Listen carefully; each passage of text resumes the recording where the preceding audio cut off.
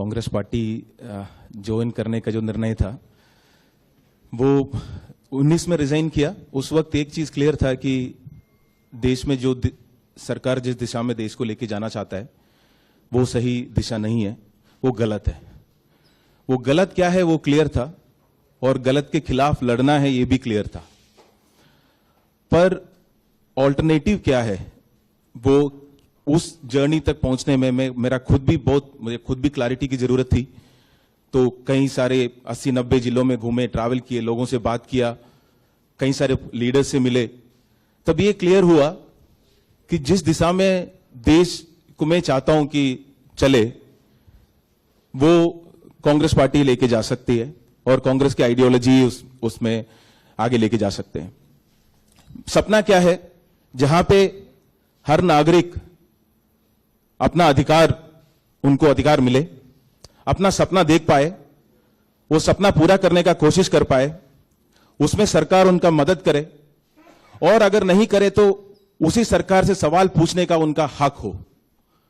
सिर्फ सपना देखना एक नागरिक वो नहीं है, अगर सपना पूरा करने में सरकार क्यों नहीं उनकी मदद करते हैं, वो उसके सवाल पूछना भी जो एक नागरिक का अधिकार है।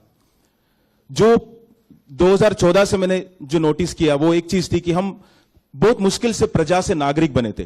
कई सारे राजा पहले भी थे, प्रजा से हम नागरिक बने क्यों? क्योंकि प्रजा सवाल नहीं पूछ सकते थे। सवाल पूछे तो तुरंत राष्ट्रद्रोही या राज्य के खिलाफ बोलने वाले ऐसे माने जाते थे। तो पहली बार हम बहुत मुश्किल से सवाल पूछने लग रहे थे। जैसे आरटीआई हो, जितने अधिकार सरकार ने नागरिकों को दिया उसके तहत वो सवाल पूछने लगे थे कि तुरंत आके बोल दिया कि आप सवाल मत पूछो, हम आपको कुछ देंगे, आप चुपचाप रहिए, उसको रिसीव करिए। उसके अलावा अगर कुछ पूछेंगे, सरकार की आलोचना करेंगे तो उसको हम देश की आलोचना के तुलन कर लेंगे और अगर सरकार से सवाल पूछेंगे तो आपको देशद्रोही माना जाएगा। ये बात से मैं बिल्कुल सहमत नहीं था। देखिए, जिनको लगता है कि सरकार सही काम कर रहे हैं वो उसकी पूर्ण सम्मति दे, वो देश प्रेमी हो सकता है।